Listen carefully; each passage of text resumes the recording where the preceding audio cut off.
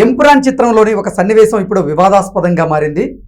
ఆ సన్నివేశంలో ముస్లిం యువతని కొంతమంది హిందువులు ఆవిడ మీద దాడి చేసి రేప్ చేసినట్టుగా చూపించినటువంటి నేపథ్యంలో ముస్లిం సంఘాలని ఇప్పుడు హిందువులు అణిచివేస్తున్నట్లుగా ఇది చూపించినట్లుందంటూ కొంతమంది దీని మీద అభ్యంతరాలు వ్యక్తం చేస్తున్నటువంటి నేపథ్యంలో అసలు ఆ సన్నివేశంలో ఎలా ఉంది, ఏముంది అనేది మనం విశ్లేషణ చేసుకుందాం. ప్రస్తుతం మనతో పాటున్నారు ప్రముఖ సినీ విశ్లేషకులు, ప్రముఖ సీనియర్ జర్నలిస్ట్ యజ్ఞమూర్తి గారు. వారితో మాట్లాడదాం. సార్ నమస్తే. సార్ నమస్తే కృష్ణ. సార్, ఎంపురాన్ చిత్రంలోని ఒక సన్నివేశం మీద ఇప్పుడు తీవ్ర అభ్యంతరాలు అయితే వ్యక్తమవుతూ ఉన్నాయి. అంటే హిందువుల్ని కించపరిచేలాగా ఆ సన్నివేశం ఉంది అంటూ కూడా కొంతమంది హిందూ సంఘాలు అయితే కొన్ని కమెంట్లు చేస్తూ ఉన్నారు. దీన్ని ఎలా చూడాలి సార్? వాళ్ళ ప్రధాన ఆరోపణ ఏంటంటే హిందూ సంఘాల ఆరోపణ. బీజేపీ వాళ్ళు కానివ్వండి, ఆర్ఎస్ఎస్ కానీ, విహెచ్పి కానీ, వీళ్ళందరూ కూడా చేస్తున్నటువంటి ప్రధానమైన ఆరోపణ హిందువుల్ని ఈ సినిమాలో విలన్లుగా చిత్రీకరించారు. అంటే ముస్లింలని బాధితులుగా, వీళ్ళేమో పీడకులుగా హిందువుల్ని చూపించారు. ఇది వాస్తవ విరుద్ధంగా ఉంది. ఇది కావాలని చెప్పేసి హిందువుల్ని కించపరచడం కోసమే ఇలాంటి సన్నివేశాలు పెట్టారని చెప్పేసి ఆ సంఘాల వాళ్ళు గొంతెత్తి అరుస్తూ ఉన్నారనే చెప్పాలి. ఈవెన్ కేరళకు సంబంధించినటువంటి బీజేపీ నాయకులు కూడా దీని మీద మాట్లాడారు. అసలు సన్నివేశంలో ఏముంది? ఇది మామూలుగా మనకి ఎంపురాన్ అంటే లూసిఫర్ 2 ఇది 6 సంవత్సరాల క్రితం వచ్చినటువంటి లూసిఫర్ సినిమాకి ఇది సీక్వెల్. దీనికి ఎంపురాన్ అనే టైటిల్ పెట్టారు. L2 ఎంపురాన్ అని పెట్టారు. అంటే మనకు తెలిసి మోహన్ లాలే హీరో. కానీ ఈ సినిమాలో ఎంపురాన్లో వచ్చేటప్పటికి ఆయన కనిపించేది సినిమా మొదలైన 55 నిమిషాల తర్వాత ఆయన క్యారెక్టర్ ఎంట్రీ ఇస్తాయి. ఓకే. సో ఎప్పుడెప్పుడు వస్తాడు, ఏంటి ఇంకా రండి మోహన్ లాల్ అని చెప్పేసి ఎదురు చూస్తూ ఉంటాం. కానీ ఆ ఎంట్రీ సీన్ అద్భుతంగా తీశాడు పృథ్వీరాజ్, దీని డైరెక్టర్. కాకపోతే ఫస్ట్ మరి ఈ 55 నిమిషాల స్టోరీ ఏంటి అంటే, అందులో మనకు తెలుసు లూసిఫర్ చూసిన వాళ్ళు గుర్తుండే ఉంటుంది. తను స్టీఫెన్ అనే క్యారెక్టర్గా పరిచయం అవుతాడు మోహన్ లాల్. తర్వాత ఫ్లాష్ బ్యాక్లో అతను స్టీఫెన్ కాదు, ఖురేషి. సో దుబాయ్లో ఒక అంతర్జాతీయ క్రైమ్ సిండికేట్ మెంబరు అని చెప్పేసి తర్వాత మనకు తెలుస్తుంది, రివీల్ అవుతుంది. సో అందులో ప్రధానంగా అతని ప్రధాన అనుచరుడు జయేద్ అని చెప్పేసి ఆ క్యారెక్టర్లో పృథ్వీరాజ్ చేశాడు. అదే తెలుగు వర్షన్లో సల్మాన్ ఖాన్ చేసిన క్యారెక్టర్. అవును. ఈ సినిమాకి వచ్చేటప్పటికి ఈ ఎంపురాన్లో ఆ జయేద్ క్యారెక్టర్ ఏదైతే ఉందో పృథ్వీరాజ్, అతని సీన్లు, అతని బాల్యానికి సంబంధించినటువంటి సీన్లు చూపిస్తారు. ఆ సీన్లు అతను ముస్లిం కుటుంబానికి సంబంధించినవాడు. సో అతని ఫ్యామిలీలోనే ఒక గర్భవతి అయినటువంటి ఒక ముస్లిం స్త్రీని ఒక హిందూ అతివాది ఆమెని మీద దాష్టీకం చేసి, అంటే అత్యాచారం చేసినట్లుగా ఆమె చేసే, అంటే ఆ సన్నివేశాలు చాలా దౌర్జన్యపూరితంగా, చాలా అంటే ఒళ్ళంతా ఒకసారి జలధరించేస్తాను అనమాట. అలాంటి హింస ఉంటుంది. అంటే ఒకప్పుడు మనకు తెలుసు గుజరాత్లో గోధ్రా అలర్లు జరిగినప్పుడు ఎలా అయితే ఆ గోధ్రా మారణకాండ అనే దాంట్లో మనకి ఒక పుస్తకం కూడా వచ్చింది బాగా. దాంట్లో కొంతమంది పరిశోధనాత్మకంగా కూడా రాశారు. అందులో కొంతమంది ముస్లిం కుటుంబాలను ఎలా చిత్రవద చేశారు, ఈవెన్ ఒక ఎంపీని కూడా చంపేశారు ఆ ఇంట్లోకి వెళ్ళి మరీ జ్వరబడి కొన్ని సంఘాల వాళ్ళు అని చెప్పేసి. అంటే కొంతమంది అతివాదులు.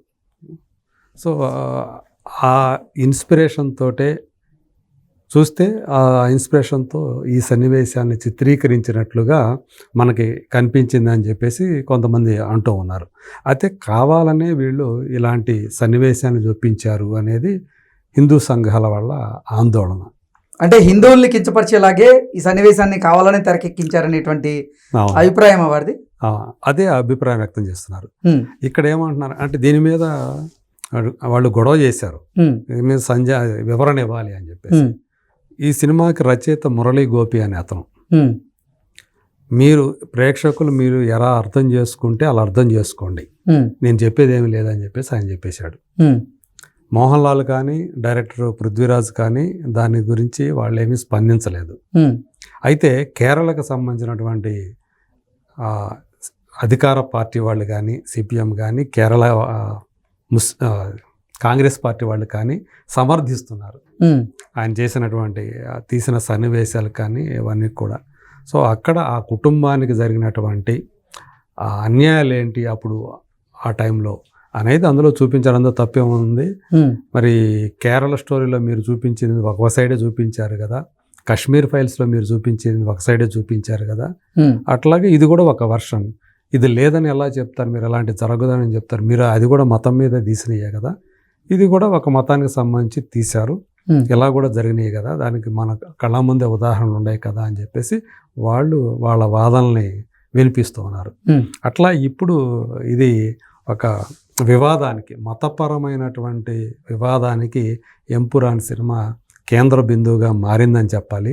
అంటే నెమ్మదిగా రాజుకుంటూ ఉంది ఇదంతా కూడా. ఇప్పుడు సోషల్ మీడియాలో ఇప్పుడిప్పుడే దీని గురించి అంటే సార్ ఆ సన్నివేశం అసలు ఉద్దేశపూర్వకంగా తెరకెక్కించినట్లుగా ఉందా, లేదంటే అసలు అంటే హిందూ సంఘాలు అలా అర్థం చేసుకుంటున్నాయా అంటే మరి రాసింది చూస్తేనేమో మురళీ గోపి హిందువే, ఆ కథ రాసిన వ్యక్తి అతను హిందువే.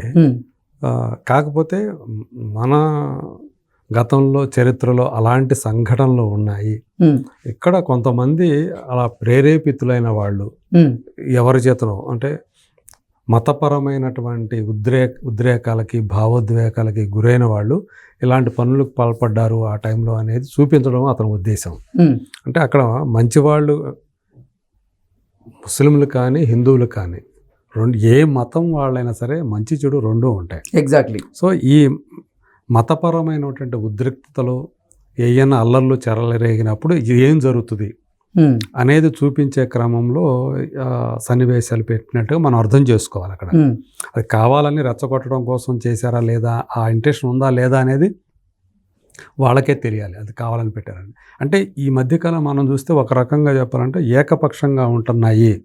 గతంలో ఎప్పుడూ లేని విధంగా ఇప్పుడు ఏకపక్షంగా ఒక మతాన్ని హైలైట్ చేస్తూ ఆ మతానికి సంబంధించినటువంటి అదే వాళ్ళు చెప్పిందే నిజమన్నట్లుగా, వాళ్ళ వర్షనే కరెక్ట్ అన్నట్టుగా ఈ సినిమాలు తీసుకుంటూ వస్తూ ఉన్నారు అని కొన్ని సినిమాలు ఈ మధ్యకాలంలో వచ్చి బ్లాక్ బస్టర్ హిట్ అయినటువంటి సినిమాల పేర్లు చెప్తూ ఉన్నారు. మరి అవి యాక్సెప్ట్ చేసినప్పుడు ఇవి ఎందుకు యాక్సెప్ట్ చేయరు అనేది వాళ్ళు వేస్తున్నటువంటి ప్రశ్నలు, అంటే వ్యతిరేక వర్గాల వాళ్ళు. సో ఆ రకంగా అంటే ఒకవైపు దీన్ని రాజకీయంగా కొంతమంది ఉపయోగించుకోవాలని చూసుకుంటున్నారు, కొంతమంది ఇది మా మతాన్ని కించపరచడం కోసమే ఇలాంటివి చేస్తూ ఉన్నారు అని చెప్పేసి ఆర్ఎస్ఎస్ సంఘాలు కానివ్వండి, విహెచ్పి వాళ్ళు కానీ ఆ సంఘాల వాళ్ళు చేస్తున్నటువంటి ఆరోపణలు.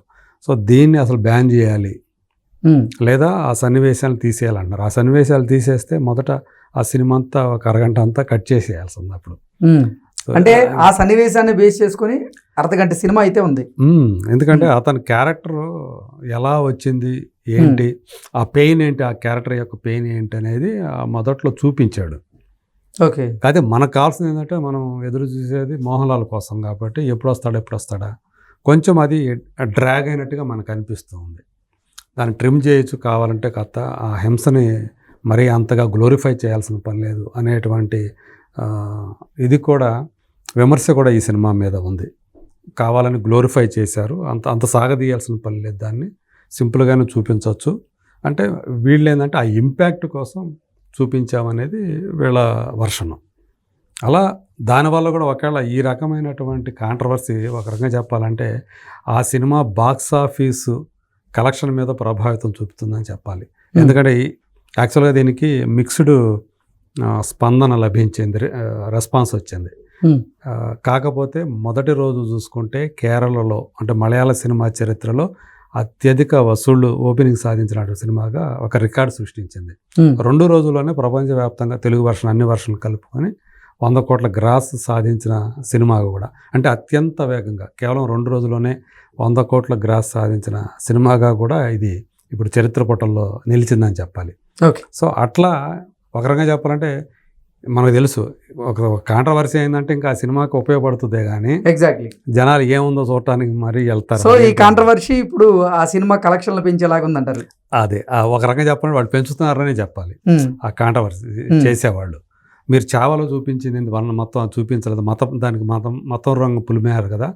ఔరంగజేబు ఆయన అసలు ఆ సొంత మతానికి సంబంధించిన వాడిని చంపించేశాడు రాజుల్ని. మరి దాంట్లో మీరు చావాలో మీరు ఆయన మా మతంలోకి వస్తే నేను వదిలేస్తాను, నీ రాజ్యం నీకు ఇచ్చేస్తానని చెప్పేసి అట్లా పెట్టారు కదా, చరిత్రలో అలా ఎక్కడ రాసలేదు, మీరు అలా చేశారు కదా అని చెప్పేసి ఇప్పుడు కేరళకు సంబంధించినటువంటి వాళ్ళు కాంగ్రెస్ నాయకులు కానీ సిపిఎం వాళ్ళు కానీ వాళ్ళందరూ కూడా వాళ్ళు దాన్ని ప్రశ్నిస్తూ ఉన్నారు. సో అలా ఇప్పుడు జరుగుతుంది అదే. ఏదో ఒక సైడ్ తీసేసుకొని అలా లబ్ధి పొందటం, అంటే మతపరమైనటువంటి భావోద్వేగాన్ని రెచ్చగొడితే ఇవాళ కాసులు కురిపిస్తున్నాయి సినిమాలు అనేటువంటి అభిప్రాయం ఈ సినిమాలు అంత భారీ కలెక్షన్లు సాధించడం వల్ల చాలామంది అలా అర్థం చేసుకుంటున్నారు. ఓహో, మనం కూడా ఇలాంటి మతపరమైనటువంటి ఉద్రిక్తలు కనుక భావోద్వేగాలను కనుక చూపిస్తే రెచ్చగొడితే కనుక ఖచ్చితంగా కలెక్షన్లు వస్తాయి అనేది. ఓకే.